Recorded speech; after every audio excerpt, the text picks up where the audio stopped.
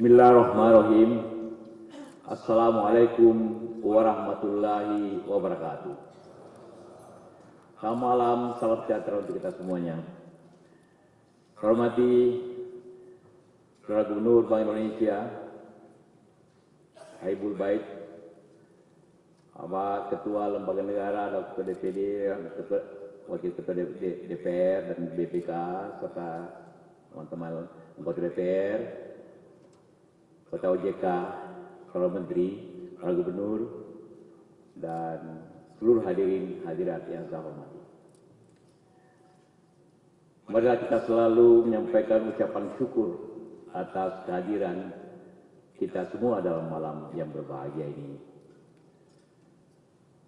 Dan saya, pemerintah, menyampaikan terima kasih kepada Gubernur Bank Indonesia dan seluruh pimpinan Bank Indonesia atas kerja keras dan usaha selama ini sehingga kita dapat mencapai hal-hal yang baik seperti yang tadi telah diuraikan oleh Saudara Gubernur. Dari sisi pemerintah, Bank Indonesia adalah partner yang baik untuk menjalankan kegiatan-kegiatan nasional kita, khususnya bidang ekonomi, menuju tujuan bernegara kita, yaitu mencapai masyarakat yang adil dan makmur. Itu tujuan negara, karena Bank Indonesia bagian dari negara yang tentu kepala negaranya presiden. Tentu juga Bank Indonesia hubungan dengan pemerintah adalah independen dengan musyawarah. Kenapa? Karena undang-undang Bank Indonesia, khususnya setelah direvisi pada Undang-Undang Nomor 3 2004 menjelaskan bahwa pasal 7 dalam pelaksanaan kebijakan Bank Indonesia, kebijakan moneter harus mempertimbangkan kebijakan umum pemerintah di bidang perekonomian. Tapi lain pihak juga dijelaskan pasal lainnya bahwa pemerintah wajib meminta pandangan Bank Indonesia dalam menjalankan kebijakannya dan wajib mengundang Bank Indonesia hadir dalam sidang kabinet. Jadi itu hubungannya luar biasa. Satu wajib mendengarkan pemerintah, satu wajib mengundang Bank Indonesia ke sidang kabinet. Nah, itu undang-undang menyatakan begitu, sehingga yang dimaksud independen ialah independen dengan musyawarah, tidak lepas seperti itu, karena itu jelas diisi dalam undang-undang. Kenapa demikian? Karena kita mempunyai tujuan yang sama, memajukan negeri ini. Tadi sudah dijelaskan bahwa memang dalam hal tertentu kita mempunyai ukuran-ukuran keberhasilan yang berbeda sesuai dengan tugas masing-masing. Bank Indonesia selalu mengukur keberhasilan dalam nilai tukar dan inflasi. Tapi pemerintah mengukur keberhasilannya dalam pertumbuhan ekonomi dan lapangan kerja. Bagaimana menyeimbangkan dua hal ini? Stabilitas mata rupiah dan inflasi pada hasil yang sama harus meningkatkan pertumbuhan dan memperbesar lapangan kerja.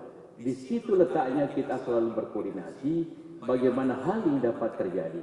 Kita tidak bisa masing-masing pihak menjalankan kebijakan masing-masing secara independen. Karena diikat oleh undang-undang di mana Bank Indonesia harus mendengarkan pemerintah kebijakannya dan pemerintah harus mendengarkan BI dalam menjalankan tugas-tugas pemerintah. Itulah inti daripada malam ini. Tadi saya sudah mendengarkan, sekarang Bank Indonesia mendengarkan pemerintah. Apa maksud pemerintah? Supaya kita jangan salah paham. Sering dikatakan Bank Indonesia independen. Karena dulu berat sekali.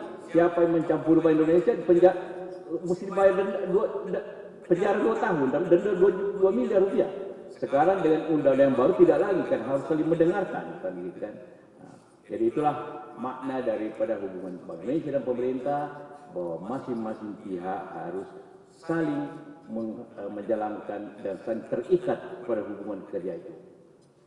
Sekalian, memang tentu Bank Indonesia juga dengan aturan-aturan yang baru tentu tujuannya tetap berat, walaupun secara administrasi sudah mulai ada lembaga-lembaga yang berjalan bersama-sama BI. Ada OJK, ada LPS yang untuk menjalankan tugas kebersamaan itu. Jadi pemerintah makin banyak koordinasinya akibat lembaga yang terpecah ini semuanya. Tapi ini tentu masing-masing menjalankan tugasnya dengan tujuan yang sama. Menjalankan pemerintahan agar kesejahteraan naik, pertumbuhan naik, dan lapangan kerja meningkat kita pikir ini. Jadi apabila ada hal-hal yang keluar daripada tujuan bersama, tentu kita saling mengoreksinya.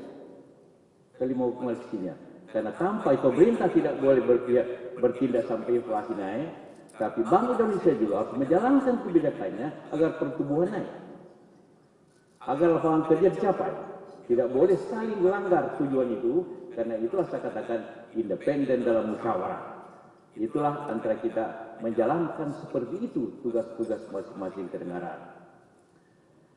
Nah, sekarang bagaimana keadaan kita? Saya kira sudah dijelaskan dengan sangat rinci dengan baik oleh Gubernur Indonesia bahwa ekonomi dunia ini tidak bisa lagi terpisah-pisah, selalu terjadi sesuatu interdependensi satu sama lain. Kita tidak bisa mengatakan itu negeri Anda, negeri saya. Tidak mungkin lagi terjadi suatu perbedaan-perbedaan. Kalau Cina turun ekonominya, kita tidak bisa menjual ke Cina. Tidak bisa menjual ke Cina, pendapatan kita turun. Begitu juga Amerika, begitu juga Eropa. Maka apabila tiga daerah ini menjadi melemah, maka hampir semuanya juga bagian-bagian melemah. Namun masing-masing negara mempunyai kelebihan-kelebihan tersendiri dalam mengatasi masalah-masalah yang terjadi ini, dan mempunyai kekuatan-kekuatan tersendiri untuk mengatasi masalah-masalahnya walaupun mempunyai sebab yang sama. Kalau kita lihat, pengalaman adalah guru yang baik, supaya kita tidak mengulangi. Secara singkat, apa yang menyebabkan ekonomi Amerika menurun? Kita tahu semua, defisitnya besar, karena ongkos perangnya sangat besar, mengalami krisis karena bubble dalam hal moneternya, sehingga akibatnya seperti ini. Artinya perang dan kebijakan moneter yang terlalu loss dan menyebabkan masalah. Apa terjadi di Eropa? Di Eropa adalah terlalu besarnya sistem sosialnya yang tinggi, sehingga kemudian terjadi banyak masalah-masalah di beberapa bagian Eropa. Yunani, Spanyol, tapi karena dia terikat dalam satu euro, maka satu negara menjawabkan juga melemahkan negara-negara lain. Dan juga akibat-akibat seperti itu. Apa terjadi di China? China over investment di bidang industri dan infrastruktur negerinya, sehingga begitu ada penurunan permintaan di banyak negara, langsung dia menjadi over capacity. Dan over capacity menyebabkan tentu masalah pengangguran, masalah kapasitas yang tidak terpakai, masalah kemudian terjadi. Semua masalah ini tentu menyebabkan akibat-akibat lainnya, yaitu tadi karena di sini over capacity terjadi penurunan produksi, maka tentu ekspor Indonesia harga-harga turun, efeknya pendapatan batubara turun, sawit turun, karet turun. Akibatnya pendapatan di Kalimantan turun, pendapatan di Sumatera turun, akibatnya hasil kurang membeli hasil industri di Jawa. Terjadilah penurunan tertentu di negeri ini. Nah, apa akibat selanjutnya? Apa yang harus dibuat? Apa kelebihan kita? Kelemahan kita kembali menjadi kekuatan kita. Apa kelemahan kita yang digambarkan tadi? Kita masih banyak mengimpor. Beras pun masih kita impor, jagung kita impor, itu kelemahan yang kita jadikan kekuatan. Kita masih mengimpor baja, kita masih mengimpor barang-barang lain yang tinggi, dan sebagainya. Itulah kekuatan yang kita pakai untuk mengatasi masalah ini. Kalau kita masih mengimpor jagung, kita mengekspor emas, kita mengimpor gula, maka dengan mudah semuanya kita atasi dengan meningkatkan produktivitas. Tadi pagi kita butuh baja 11 juta ton. Kita punya produktivitas baru 4 juta ton. Maka kita butuh 7 juta ton. Tadi pagi baru ditandatangani antara Carlostel dengan Pohan Korea untuk meningkatkan 7 juta ton. Jadi di dalam kesulitan kita investasi. Karena itu adalah mengatasi masalah. Artinya adalah mengatasi masalah kita ini ialah dengan produktivitas yang tinggi pada barang-barang yang kita hasilkan agar menutup karena suatu negara apabila sulit mengekspor maka dia harus menurunkan impornya, tidak jalan lain. Itu teori apapun hanya di situ. Apabila ekspor turun maka mesti turun juga impornya dengan cara produktivitas dinaikkan untuk meningkatkan pendapatan masyarakat. Kekuatan kita adalah karena kita mempunyai penduduk yang cukup untuk menjadi konsumen sekaligus menjadi produsen. Tentu tidak segampang Singapura yang penduduknya 4 juta atau Malaysia 25 juta karena kita mempunyai tingkat konsumsi daya beli, cuma yang tidak ada yang daya beli. Pada dewasa ini karena pendapatan yang menurun. Nah, akibat itu di mana harus diperbaiki? Ialah tentu ialah bagaimana meningkatkan daya beli dengan produktivitas dengan persaingan. Apa kelemahan persaingan kita? Ada 4 kelemahan persaingan kita bersaing dengan negara lain. Yang pertama, sektor keuangan. Karena tingkat bunga kita masih lebih tinggi dibanding negara-negara sekeliling kita. Kalau kita masih tingkat bunga di pasar saja 10, 11%, 12%, di Malaysia 5%, kita kalah di situ. Apalagi di China. Sektor keuangan. Yang kedua, sektor logistik dengan infrastruktur. Karena itulah kita mengejar infrastruktur itu, sekaligus memberikan lapangan kerja, jalan, jembatan, pelabuhan, listrik dan sebagainya. Ketiga, birokrasi yang masih panjang dan mahal. Dan itulah dari beberapa kebijakan itu ada 3 kebijakan untuk mempercepat birokrasi ini. Dari izin 1 bulan harus jadikannya 2 hari, 3 hari, ataupun 3 jam. Itu mempercepat birokrasi itu. Kedua tentunya itulah yang paling mendasar dari persaingan ini. Dan itulah maka apabila saya berbicara di sini di teman-teman yang menggeluti sektor keuangan, marilah kita selesaikan esensi bangsa di sektor keuangan. Kita tidak mungkin membangun teori apapun yang kita pakai selalu mengatakan apabila bunga tinggi, maka pasti investasi rendah. Tadi juga disampaikan, kenapa pembiayaan pembangunan ekonomi Indonesia 90% masih sektor perbankan dan hanya 10% saham. Hal yang sama saya bicara di bursa. Tidak mungkin orang membeli saham selama bunga deposito masih 8-10% atau 9%. Tidak mungkin. Orang lebih pasti mendapat 8% daripada deposito atau berapapun nilainya dibanding membeli saham yang belum pasti berapa dia dapat. Tapi coba kalau bunga depositonya hanya 4-5% seperti di Malaysia ataupun di Singapura atau dimanapun, pasti orang beli saham. Lebih baik. Dan ini suatu kontradiksi yang harus diselesaikan dari sisi kita semua. Karena dimanapun ini tidak mungkin terjadi dua-duanya. Bunga tinggi, investasi tinggi, tidak akan terjadi. Mesti salah satunya dipilih untuk kita semua. Nah, dan begitu juga apabila kita bicara inflasi. Inflasi itu adalah harus menurunkan kos.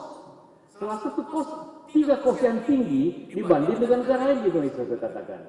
Kos biaya keuangan, logistik, dan birokrasi. Pemerintah sudah akan menurunkan biaya izin dan sebagainya betul dan memperbaiki infrastruktur agar logistik lebih mudah, Nah, tentu pilihannya adalah bagaimana memperbaiki biaya di sektor keuangan ini. Pemerintah hanya bisa memperbaiki di sektor UKM.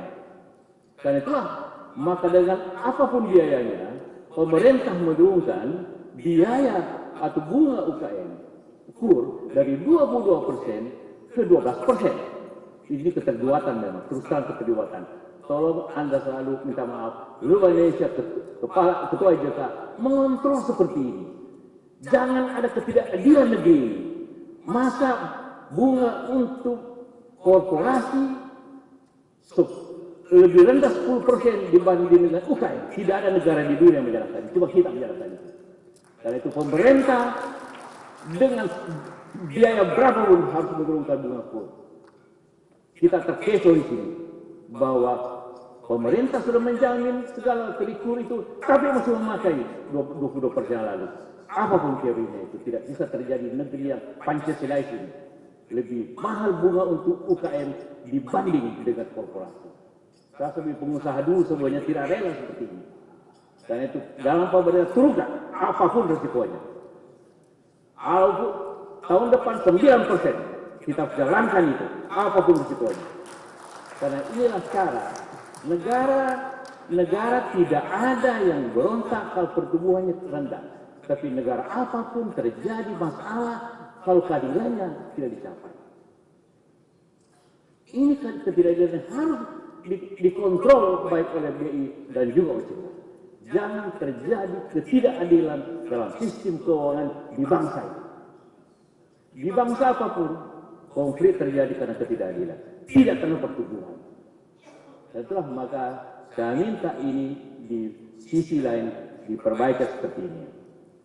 Wah sekalian. Nah, dari sisi itu, apabila kita memperbaiki ini dengan potensi yang ada ini, saya yakin bahwa pertumbuhan dengan investasi, karena tidak ada suatu pertumbuhan dimanapun di dunia ini dengan hanya kebijakan moneter. Semua pertumbuhan dimanapun di dunia ini hanya dengan produktivitas. Kebijakan moneter mendukung produktivitas, tidak tujuannya produktivitas. Tidak perlu dengan alasan apapun, naikkan bunganya, apapun naik bunganya, bukan alasan itu untuk menolong publik ini. Jangan para penasihat, jangan para analis keuangan tiap hari bicara bunga-bunga Fed, apa urusannya bunga dengan Fed dulu. Fed pentingnya seberapa persen. Itu menjadi berita besar di Amerika karena bunganya seberapa persen. Nah seberapa persen berarti 100% bunga itu. Tapi di Indonesia dengan 7,5% BI, nah seberapa persen dolar tidak ada soalnya di Indonesia. Orang akan tetap tertarik untuk makan itu. Tapi jangan kita dimakan dengan hal itu. Jangan memainkan itu di republik ini. Jangan tahu seperti itu.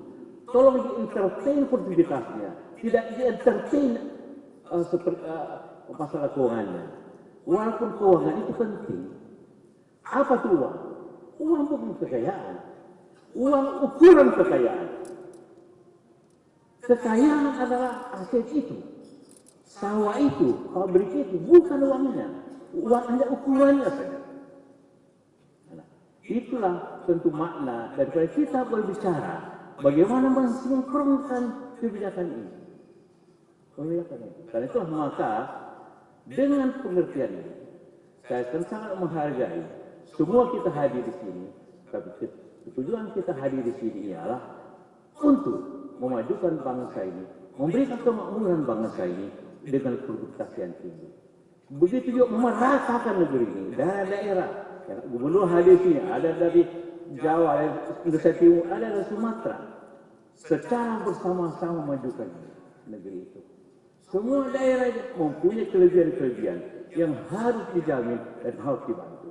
Dan itulah pemerataan di dalam layanan infrastruktur, layanan perbankan, bunga yang stabil, inflasi yang stabil adalah sesuatu yang baik. Inflasi yang sedang-sedang yang rendah bukanlah sesuatu penyakit yang istimewa. Kadang-kadang orang selalu berpikir, karena dianggap inflasi selalu berbahaya, maka deflasi dianggapnya kebaikan. Padahal jauh lebih berbahaya deflasi daripada inflasi. Asal jangan ketinggian. Kita pernah mendapat perlakuan kebijakan yang sangat keliru pada krisis 98. IMF mengajarkan kepada kita untuk mengatasi ini naikkan bunga terus, inflasi naik terus. Sehingga bunga 60%, inflasi 75%. Karena selalu percaya kepada hanya selalu kebijakan moneter dapat memperbaiki segala-galanya. Maka dia bunga naikkan ke atas, inflasi lebih naik lagi ke atas, maka hancurlah republik ini. Sampai sekarang kita mesti bayar itu. Janganlah terulang kebijakan seperti itu. Inilah suatu pelajaran yang sangat berharga republik ini. Sama dengan saya juga tidak akan pernah setuju apabila masalah kerusakan di perbankan dibayar oleh rakyat. Tidak akan pernah terjadi selama saya di pemerintahan. Apa yang terjadi, tanggung jawab yang membuatnya, bukan rakyat yang tanggung jawab. Yang pernah kita bayar waktu itu. Itulah dosa terbesar pengambil kebijakan, bahwa apa yang diperbuat sektor keuangan dibayar dengan APBN, dibayar rakyat. Itulah resiko yang dibayar sampai sekarang oleh bangsa ini, yang mungkin 30 tahun lagi baru selesai. Jadi kita tidak boleh seperti itu. Kita harus betul-betul menjalankan ini dengan betul, percaya bahwa masing-masing harus bertanggung jawab kepada apa yang dibuat. Karena apapun yang terjadi, pengalaman 2008, semua mendasar bailout, semua bayangkan garansi untuk kita tidak lakukannya. Hampir kita terjadi krisis yang kedua yang besar-besaran. Ini tentu menjadi bahagian kebijakan yang mengharuskan kita berhati-hati, tetap menjaga keadilan, menjaga pertumbuhan. Dan sekali lagi, saya mengharapkan di sini kita maju bersama, bukan maju satu ke kiri, satu ke kanan. Tujuannya ialah pertumbuhan dan lapangan kerja untuk mencapai kemakmuran yang hadir bangsa ini. Terima kasih. Assalamualaikum warahmatullahi wabarakatuh.